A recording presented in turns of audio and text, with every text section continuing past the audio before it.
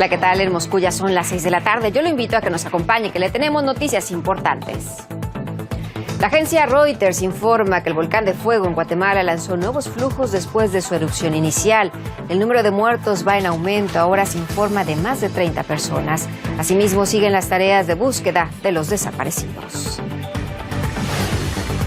La Unión Europea está preocupada por la decisión reciente del presidente de los Estados Unidos, Donald Trump, de eliminar las exenciones e imponer aranceles del 25% al acero y el 10% al aluminio de la Unión Europea, Canadá y México. Por tal motivo, la izquierda alemana llama al regreso de Rusia al G7.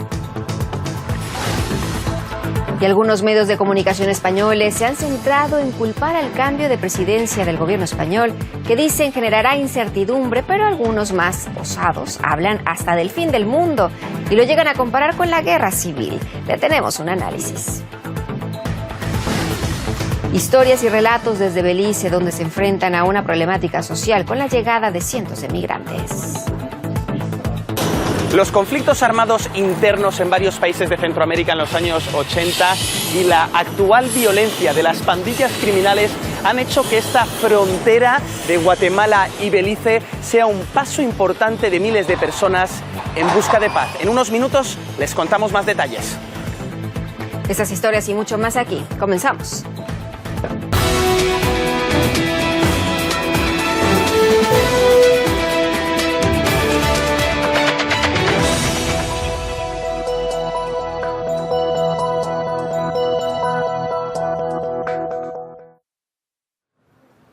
Y en Guatemala se producen más evacuaciones por la nueva erupción del volcán de fuego. Lo informa la agencia Reuters, que cita testigos en el terreno. La actividad del cráter ya ha causado al menos 38 muertos, según la Coordinadora Nacional de la Reducción de Desastres.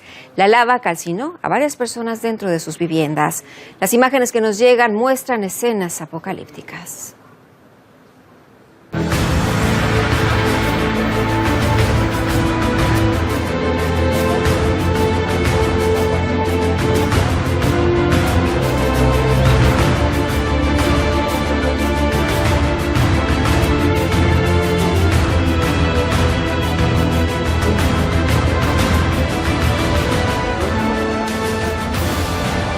Son cientos de personas las que hay allá. Es difícil. Cuando salí yo de la casa, cuando vi todo ahí, no podía creer. Mi esposo nos cubrió, él nos protegió con sábanas para que no nos ahogáramos. Las autoridades han declarado 3 días de duelo nacional por la irreparable pérdida de vidas humanas. En las redes sociales han sido publicadas imágenes que le voy a ir mostrando. Justo tenemos aquí este video. En esas imágenes se aprecia la magnitud de la tragedia, pero no solo este. Mario Rosales lanza este otro video donde se ve la gran nube gris que empezó a invadir la zona después del estruendo, después de la erupción. Y uno más. Aquí podemos también apreciar cómo fue que quedó después este lugar, y todo esto obviamente se llenó de cenizas. Pero además hay usuarios que hacen comparaciones de lo sucedido. Le voy a mostrar este de Soraya. Dice: de la Pompeya del Vesubio del 79 después de Cristo, hoy a Guatemala, el centro de nuestra América. Pero no solo eso, también desde el Ministerio de la Salud, pues han informado que siguen trabajando, pero hay un hashtag que se llama Guatemala está unida. Desde el Ministerio de Salud han hecho hincapié en que van a realizar su mejor esfuerzo para poder salvar vidas. Aquí tenemos este video donde van los rescatistas y obviamente después de hacer el trabajo con las personas que ahí vivían, pues se lanzan a ayudar a los animales que estaban en este lugar, una pequeña granja. Y el gobierno de Guatemala también ha dado ya indicaciones para los centros de acopio. Hay que ayudar y si todos lo podemos hacer, hay que hacerlo. Hay artículos como alimentos, aceite, azúcar, arroz, alimentos procesados, kit de limpieza, kit de higiene y otros más. No olvidemos a los bebés, a los pañales y por supuesto también la comida para animales. Y uno más donde Siempre que sucede una catástrofe, hay aquellos que tratan de asustar a la gente con noticias falsas. Y esta es una. Dice el gobierno de Guatemala aclara que estas imágenes no corresponden al volcán de fuego. Estas son de Hawái y son del Kilauea. Entonces hay que tener mucha atención con lo que se está hablando en las redes sociales. Sobre este fenómeno hemos conversado con Alexis Schuwar. Él es investigador del Instituto de Volcanología de las Canarias. El experto destaca que en esta zona de peligrosidad se necesita un sistema de monitoreo sísmico más completo para poder evitar la pérdida de vidas humanas. Hay que tener una red sísmica muy completa, y esto significa tener al menos 15 estaciones para poder localizar en profundidad la actividad del volcán. Si existe un magma que está ascendiendo hacia la superficie, esto va a generar una serie de movimientos sísmicos de magnitud muy baja, que solo se suele detectar con instrumentación, la población no suele sentirlo. Pues sin duda alguna, si existiera este tipo de red sísmica, entonces sí se podrían haber determinado a qué profundidad se están moviendo estos fluidos y si existía la posibilidad de algún tipo de erupción. Sin duda alguna, cualquier volcán de esta zona tiene una peligrosidad intrínseca debido a la emisión de flujos piroclásticos, como ha ocurrido en este caso, que sin duda alguna requeriría este tipo de vigilancia, pues, para poder mantener a la población informada y establecer evacuaciones de manera que las fatalidades pues sean las mínimas posibles. Y de cara a la reunión del llamado Grupo G7, formado por las principales potencias occidentales y Japón, algunos de sus participantes no ocultan su malestar con Estados Unidos, y es que las medidas unilaterales de Washington, tanto en el ámbito económico como en el político, parece que han trazado una línea de separación con sus tradicionales aliados. Tras el encuentro ministerial de los países miembros en Canadá, el ministro de Economía y Finanzas de Francia calificó la cita como 6+1, con los Estados Unidos actuando contra todos. Añadió que el encuentro fue difícil y también tenso. El ambiente se parecía en los titulares de los medios que se refieren a la cumbre. La agencia Reuters, citando a sus fuentes en la presidencia francesa, avisa que las medidas norteamericanas ya complicaron la reunión, pero para EFE, la agencia habla de este encuentro como un fracaso. Pero no solo ellos, los medios de comunicación siguieron hablando de la situación. Aquí tenemos CNN, dice: el presidente Trump puede ser un zorrillo en el grupo del G7. Así se referían las negociaciones con los demás líderes. Ante estas tensiones en el Parlamento alemán, pues han recordado a Rusia, que quedó excluida del grupo tras la crisis ucraniana. Así, la líder de izquierda de Alemania llamó a reevaluar la asistencia de Moscú a las reuniones para servir de contrapeso a las presiones de los Estados Unidos. Sin embargo, en alusión a estas declaraciones, desde el Kremlin apuntan a que el formato del G7 se está perdiendo de relevancia. El secretario de prensa del presidente ruso ha señalado que en la época de globalización crece el rol de formato más amplio, así como el G20. En opinión del analista político Carlos Puente Martín, todo este panorama es un episodio más para demostrar lo errónea que es la política de Donald Trump. Estamos viendo un episodio más de la política errática del gobierno norteamericano, del gobierno de la administración Trump. Está caminando en una dirección equivocada, y sobre todo es que la aplicación de unos aranceles tanto al aluminio como al acero a sus propios socios comerciales, a los más importantes socios comerciales, pues lo único que representa es que es muy poco fiable, y es un disparo en la línea de flotación pues a este tipo de formato de reunión tipo G7, que, como bien ha dicho el señor Le Maire, el ministro de Economía francés, pues ya no se va a llamar G7 sino G6+1. Yo creo que es un golpe muy difícil, además de ser, desde mi punto de vista, pues ilegal y desafortunado por parte de la administración del señor Trump. Y el rechazo a la unilateralidad y proteccionismo lo muestran los países del grupo BRICS. Los ministros del exterior de Rusia, India, China, Brasil y Sudáfrica se han reunido de cara a la cumbre entre los líderes a finales de julio. Así es como lo ha descrito la postura de estos países el canciller ruso, Sergei Lavrov. Somos fieles al principio de indivisibilidad de la seguridad en todas sus áreas, así como a los métodos colectivos para resolver las situaciones de crisis por medios políticos y diplomáticos. Por supuesto, estamos comprometidos con el multilateralismo, con el rechazo de las intervenciones militares, de las acciones coercitivas unilaterales, del proteccionismo y de la competencia desleal. Coincidimos o somos afines en nuestras evaluaciones de los problemas globales clave. Y Vladimir Putin ha firmado la ley para contrarrestar las acciones de Estados Unidos y otros países que apoyen su política inamistosa contra Rusia. El correspondiente documento ya fue publicado en la página oficial del gobierno que muestra información legal, lo que significa que la legislación entra en vigor. De acuerdo con el documento, Rusia podrá prohibir o suspender la cooperación internacional con países que actúen contra la nación eslava y con las organizaciones que directa o indirectamente se encuentren bajo su jurisdicción. Asimismo, la ley podría ser aplicada contra cualquier empresa rusa con participación extranjera. Entre otras medidas, se van a restringir importaciones de productos y materiales primos que provengan de estas naciones. Del mismo modo, se suspende parcial o completamente las exportaciones a los países inamistosos.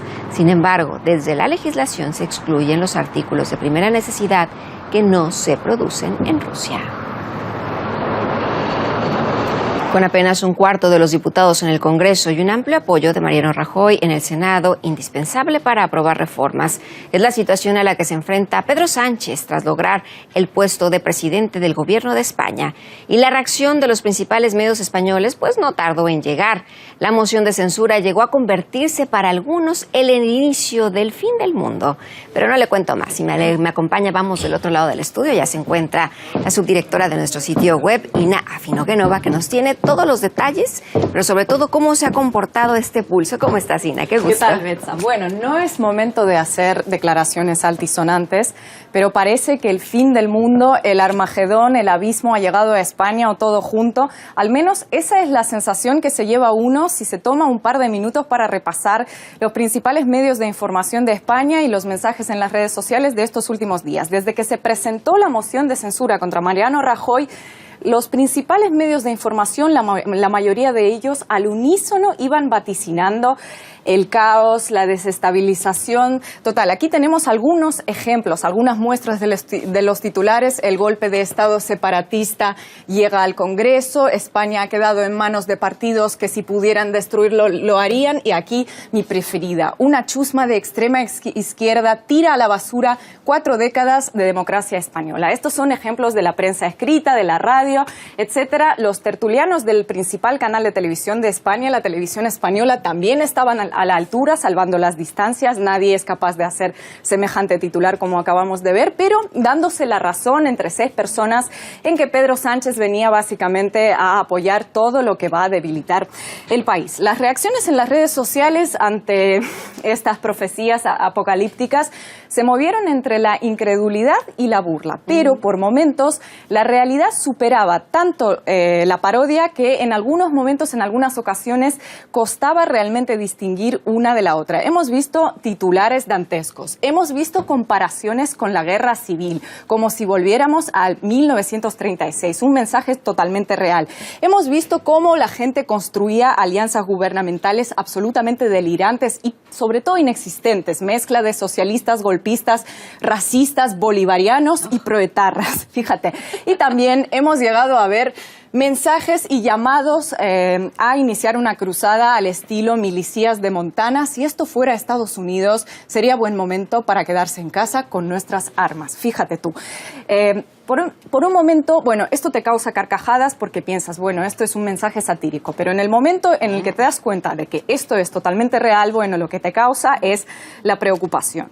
No menos reales han sido los mensajes de indignación por el hecho de que por primera vez un presidente español juró su cargo sin la Biblia y sin el crucifijo.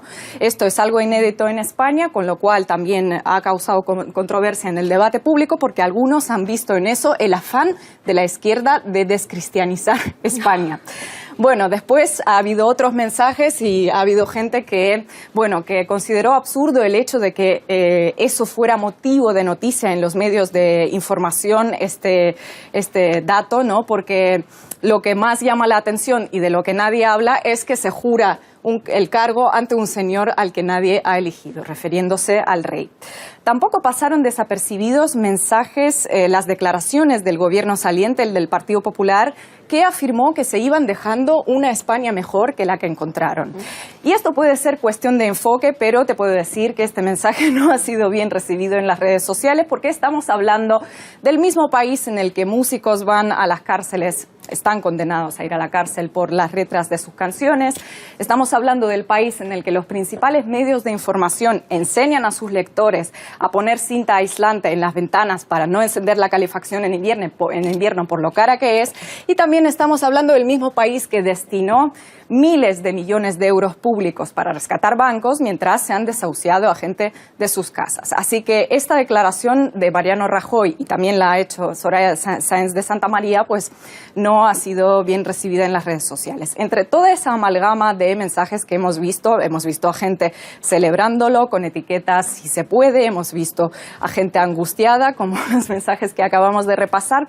También ha habido mucha gente cautelosa que señaló que no espera mucho de lo que pueda ni quiera hacer el nuevo gobierno del PSOE, porque al fin y al cabo, la historia reciente y no tan reciente demuestra que no hay muchos motivos para ese optimismo, ¿no? Al final hay muchas cosas por cambiar en España y el gobierno ha sido solo una de tantas.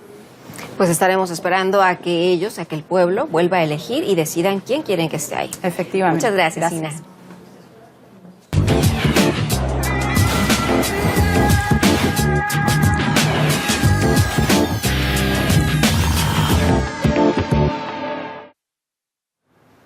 Y miles de personas están huyendo de la violencia en el Triángulo Norte de Centroamérica, en una de las crisis humanitarias silenciadas que vive El Salvador, Guatemala y Honduras, y que tiene efectos en las naciones vecinas. Un ejemplo es Belice. Estas son algunas de sus historias recogidas por Francisco Guaita, quien viajó al país.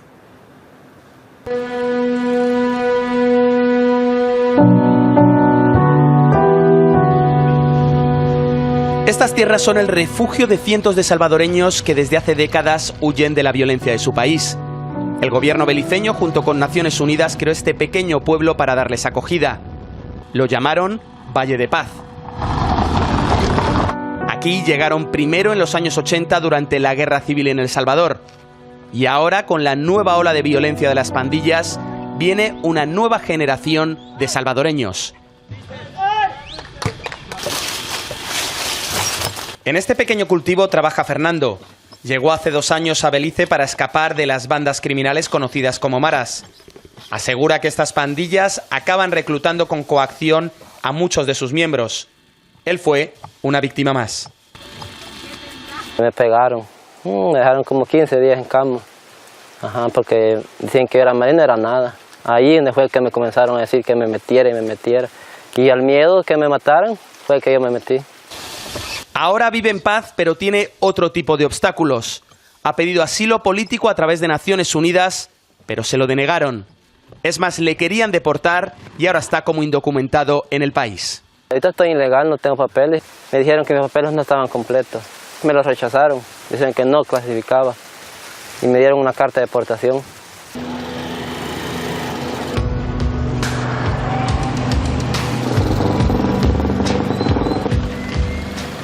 Esta frontera de Guatemala es testigo de la historia de miles de personas cargadas de sufrimiento y dolor que cruzan hacia Belice con la esperanza de encontrar un futuro mejor. $1, Yasmín lleva más tiempo viviendo en Belice que donde nació, El Salvador. La guerra civil expulsó del país a decenas de miles de personas. Esta centroamericana recuerda su dramática situación como si fuera hoy. Se siente duro porque uno nunca ha vivido eso y de repente de presto uno de un día para otro lo tiene que vivirlo porque hay necesidad de salvar su pellejo uno. Ahora en Belice dice que se siente feliz. Tiene su puesto en el mercado, ha comprado una pequeña casita y 9 de sus 13 hijos son beliceños. Yasmín dice que al pisar por primera vez este país se dio cuenta que sería su lugar en el mundo. Podíamos hacer una casa hasta sin puertas, dormir y nadie molestaba. Y le dije yo a mi esposo, aquí nos vamos a quedar. Pero no todos han tenido buenas experiencias en Belice. Max sobrevive a duras penas. Llegó al país hace más de 30 años y sigue sin papeles. Huyó del conflicto interno de Guatemala en el que salvó de milagro su vida tras 2 intentos de asesinato. Cuando entré aquí yo venía recién baleado de mi cara. Traía puntos, traía costurado aquí, costurado todos mis ojos. Este balazo me dejó ciego instantáneamente, sangre por los ojos, por el hoyito de la bala. Max perteneció a los servicios de inteligencia de Guatemala en medio del conflicto durante la década de los 80. Años después fue expulsado tras haber estado infiltrado en la guerrilla. Este guatemalteco relata con asombrosa normalidad la crueldad de la guerra. Si usted tiene un hombre ya prisionero, es malo estar haciendo escándalo. ¡Wow! La gente lo va a oír. Usted lo acuesta al suelo y le amarra su pie y sus manos y le pone un lacito en el buche y le mete un palito y le da vuelta. Y hasta que le queda morado y se estiró, ya se fue. Y aquí lo mata usted y ahí tiene la fosa donde lo va a dejar caer. La violencia ha marcado la vida de decenas de miles de personas en Centroamérica. Son emigrantes, exiliados o refugiados con sensaciones muy diferentes del país del que huyeron. Yo no quiero vivir en Guatemala, pero yo quiero morir allá. Yo no volvería a mi país ni a morir a El Salvador. Sin mara y sin violencia volvería a mi país. Francisco Guaita, RT, Belice. Este reportaje forma parte de una serie especial de historias de Belice que ha recolectado mi compañero Francisco Guaita. Para encontrar más, visite nuestro sitio web actualidad.rt.com.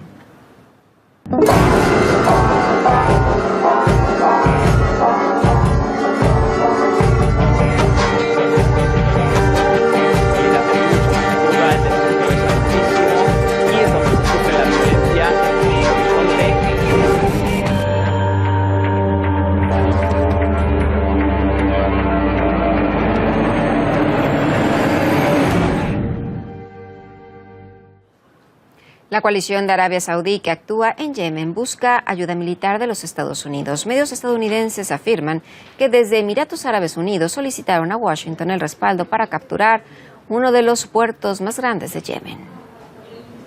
Se trata de uno estratégico ubicado en la 4ª ciudad más grande de Yemen, Riad. Desde hace tiempo tratan de bloquear estos embarcaderos, denunciando que ahí los rebeldes hutíes obtienen sus suministros militares.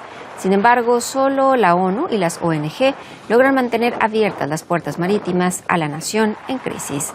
Ante el posible involucramiento de Estados Unidos en esta toma de la ciudad Al-Judaida, los activistas alertan de que estas acciones militares pueden provocar un desastre humanitario aún peor. Y seguimos informando en nuestro espacio en breve. En Kabul, Afganistán, 7 personas han muerto tras un ataque suicida contra una reunión de clérigos musulmanes, según lo ha confirmado la policía. El incidente además ha dejado 9 heridos. 2 representantes religiosos habían congregado en una gran tienda de campaña en el oeste de la ciudad para celebrar una asamblea de varios grupos étnicos del país. El encuentro tenía como fin condenar los atentados suicidas. El atacante se inmoló cerca de la entrada del recinto.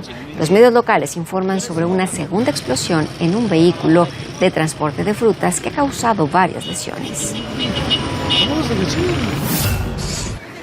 Y medios surcoreanos informan que Kim Jong-un ha reemplazado a 3 importantes funcionarios militares, según fuentes apuntan a que esto es una tentativa para renovar el mando, mientras otros indican que los altos cargos habrían estado en contra del nuevo rumbo político hacia la desnuclearización del país. Y sobre la cumbre con Donald Trump aparecen nuevos detalles en los medios. Por ejemplo, Se celebrará en una sala con varias puertas para que no haya una sensación de que un líder espera al otro. Además, la parte norcoreana busca vehículos para alquilar que no sean inferiores al de Donald Trump. Y en Italia, el nuevo ministro del Interior, Matteo Salvini, ha afirmado que hay que evitar que Sicilia sea el campo de refugiados de Europa. Señala que limitar la llegada de migrantes y aumentar las deportaciones son políticas de sentido común que salvarían vidas. Mientras en otros países comunitarios el tema de los refugiados también parece ser una cuestión central. En Eslovenia, el Partido Demócrata, conocido por su postura antimigración, ganó las elecciones generales, pero tendrá que pactar para poder gobernar. Y otro escándalo de privacidad de Facebook. Según se ha descubierto una investigación del periódico New York Times, Facebook habría estado dando acceso a datos personales de sus usuarios a fabricantes de móviles con los que tenía un acuerdo. Se trata de al menos 60 empresas, entre ellas Apple y Samsung, que poseían permiso para obtener información privada, tanto de internautas como de sus amigos. Además, de acuerdo con el medio, los usuarios ni siquiera podrían prohibir el intercambio de datos. Las esperanzas crecen, las expectativas no sobran. 10 días para el inicio del Mundial de Rusia 2018.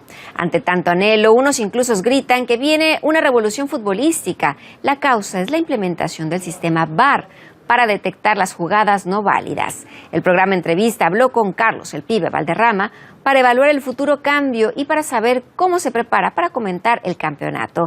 También qué grupo le parece el más complicado. A continuación, un fragmento.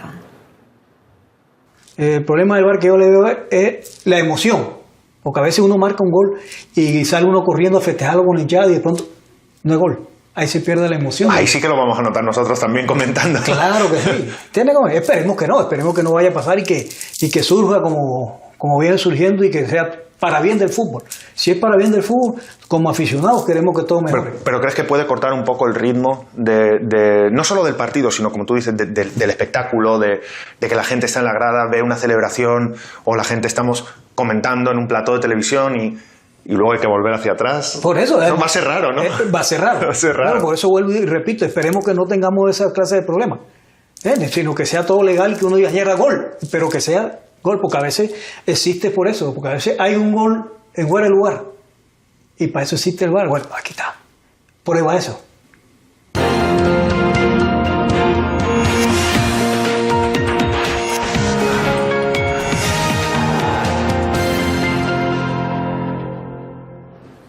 RT le ayudará a conocer cada detalle de este gran evento de fútbol. Nuestra cadena le ofrecerá una cobertura especial del Mundial de Rusia 2018. No se la puede perder, ya lo sabe, estamos listos, estamos en casa. Hasta aquí las noticias, gracias por habernos acompañado.